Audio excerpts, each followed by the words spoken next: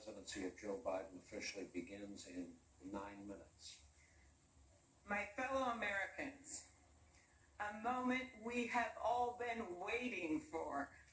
It is now my great privilege and high honor to be the first person to officially introduce the 46th President of the United States, Joseph R. Biden, Jr.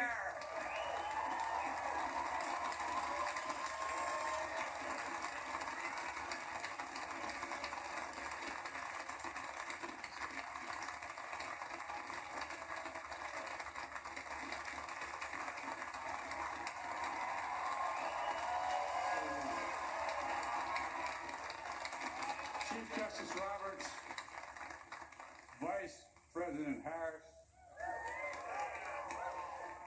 Speaker Pelosi, Leader Schumer, Leader McConnell, Vice President Pence, my distinguished guests, my fellow Americans.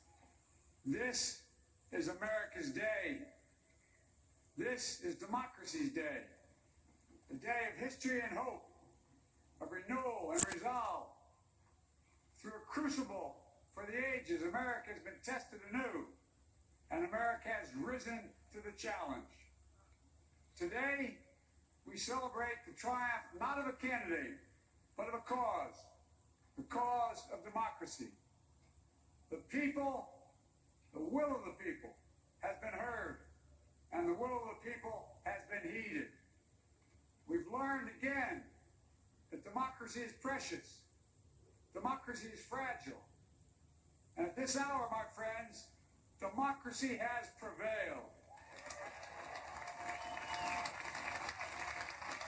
So now, on this hallowed ground where just a few days ago, violence sought to shake the Capitol's very foundation, we come together as one nation, under God, indivisible, to carry out the peaceful transfer of power as we have for more than 2 centuries. As we look ahead in our uniquely American way, restless, bold, optimistic, and set our sights on a nation we know we can be and we must be. I thank my predecessors of both parties for their presence here today. I thank them from the bottom of my heart. And I know George W. Bush, andun siya. And I know the resilience of our Constitution and the strength of our nation, as does President Carter, who I spoke with last night, who cannot be with us today, but whom we salute for his lifetime in service. I've just taken the Barack sacred Obama. oath each of those patriots have taken. The oath first sworn by George Washington.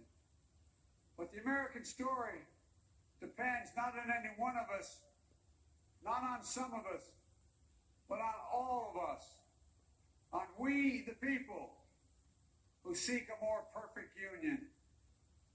This is a great nation. We are good people. And over the centuries, through storm and strife, in peace and in war, we've come so far. But we still have far to go. We'll press forward with speed and urgency, for we have much to do in this winter of peril and significant possibilities. Much to repair, much to restore, much to heal, much to build, and much to gain. Few people in our nation's history have been more challenged or found a time more challenging or difficult than the time we're in now. Once-in-a-century virus that silently stalks the country has taken as many lives in 1 year as America lost in all of World War II. Millions of jobs have been lost. Hundreds of thousands of businesses closed. A cry for racial justice, some 400 years in the making, moves us. The dream of justice for all will be deferred no longer. A cry for survival comes from the planet itself. a cry that can't be any more desperate or any more clear. And now, a rise of political extremism, white supremacy, domestic terrorism, that we must confront and we will defeat. To overcome these challenges, to restore the soul and secure the future of America, requires so much more than Sobrang, words. bakit maliwanag yung face niya? Requires the most elusive of all things in a democracy. Unity. Unity. In another January, on New Year's Day in 1863, Abraham Lincoln signed the Emancipation Proclamation. When he put pen to paper, the president said, and I quote, "If my name ever goes down into history, it'll be for this act, and my whole soul is in it." My whole soul is in it. Today, on this January day, my whole soul is in this. Bringing America together, uniting our people, uniting our nation. And I ask every American to join me in this cause.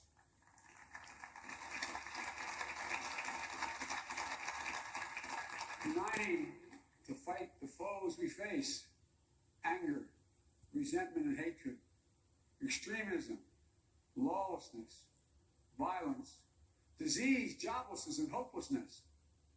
With unity, we can do great things, important things. We can right wrongs. We can put people to work in good jobs. We can teach our children in safe schools.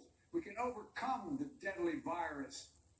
We can reward work and rebuild the middle class and make healthcare secure for all. We can deliver racial justice, and we can make America once again the leading force for good in the world.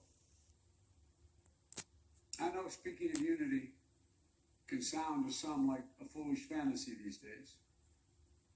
I know the forces that divide us are deep and they are real. But I also know they are not new. Our history has been a constant struggle between the American ideal that we're all are created equal and the harsh, ugly reality that racism, nativism, fear, demonization have long torn us apart. The battle is perennial. Tumunog Victory is yung never assured. Coco Clock. The Civil War, the Great Alas Depression, 12. World War, 9/11, their struggles, I mean, sacrifices, and setbacks, our better angels 1. have always prevailed. 1 a.m. In each of these moments, enough of us have come together 1 a.m. to dito carry sa all of us forward. Hong Kong, 12 o'clock sa Amerika. History, faith, and reason show the way of unity. We can see each other not as adversaries, but as neighbors. We can treat each other with dignity and respect. We can join forces, stop the shouting, and lower the temperature. For without unity, there is no peace, only bitterness and fury. No progress, only exhausting outrage. No nation, only a state of chaos. This is our historic moment of crisis and challenge. And unity is the path forward. And we must meet this moment as the United States of America. If we do that, I guarantee you we will not fail. We have never, ever, ever, ever failed in America when we've acted together. And so today, at this time, in this place, let's start afresh. All of us. Let's begin to listen to one another again. Hear one another. See one another. Show respect to one another. Politics doesn't have to be a raging fire, destroying everything in its path. Every disagreement doesn't have to be a cause for total war. And we must reject the culture in which facts themselves are manipulated and even manufactured.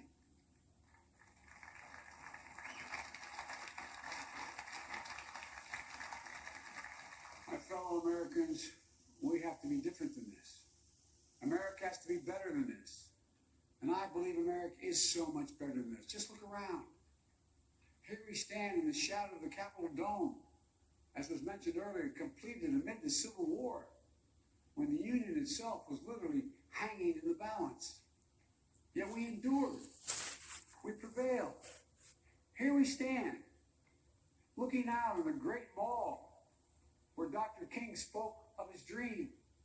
Here we stand where 108 years ago, at another inaugural, thousands of protesters tried to block brave women marching for the right to vote. And today, we mark the swearing in of the first woman in American history elected to national office, Vice President Kamala Harris. Don't tell me things can't change.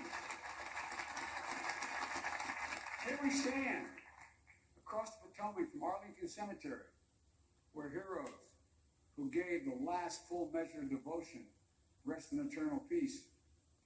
And here we stand, just days after a riotous mob thought they could use violence to silence the will of the people, to stop the work of our democracy, to drive us from this sacred ground. It did not happen. It will never happen. Not today, not tomorrow, not ever. Not ever.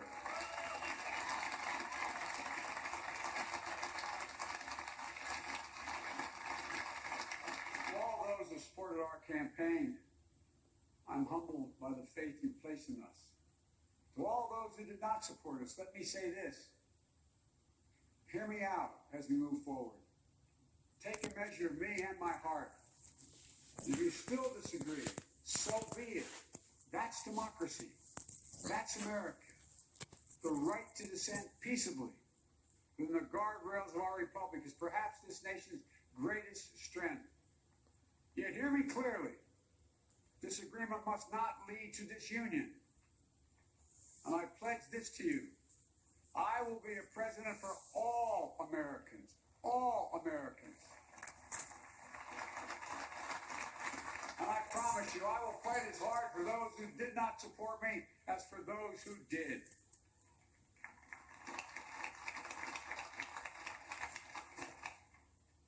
Many centuries ago, St. Augustine, a saint of my church, wrote that a people was a multitude defined by the common objects of their love. Defined by the common objects of their love.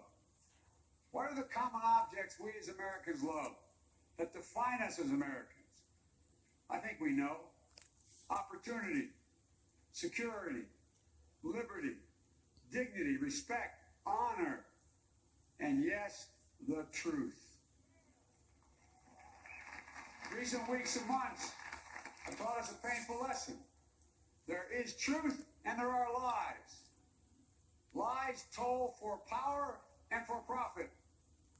And each of us has a duty and a responsibility as citizens, as Americans, and especially as leaders. Leaders who have pledged to honor our Constitution and protect our nation, to defend the truth and defeat the lies. Look,